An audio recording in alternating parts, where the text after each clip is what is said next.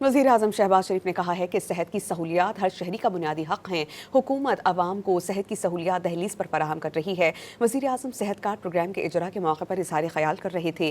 वफाकी वज़ीर सेहत मुस्तफ़ा कमाल ने कहा कि प्रोग्राम 1 करोड़ से ज़ायद शहरियों को इलाज की सहूलत फराहम करेगा। 600 से ज़ायद पब्लिक और प्राइवेट हॉस्पिटल्स कैशलेस इलाज फराहम करेंगे। सेहत की सहूलतें जो कि हर फ़र्द का हक है कि उसको उसकी दहलीज पर पहुंचाई जाएं, उस हवाले से एक और कदम बड़ी तेज़ी के साथ आज लिया जा रहा है। ये कदम इस हवाले से उस स्कीम की रिवाइवल भी है जिसको मेरे कायद मियां मोहम्मद नवाज शरीफ साहब ने 2016 में पाकिस्तान में इसका पहली मरतबा इसका इजरा किया।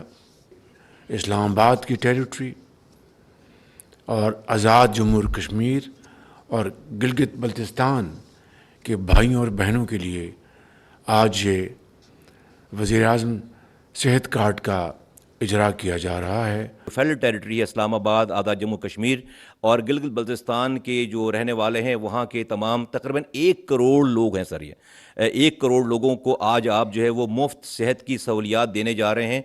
आज आपने बहुत बड़ी एक तादाद की सर जो है वो प्रॉब्लम ये रिजॉल्व की है।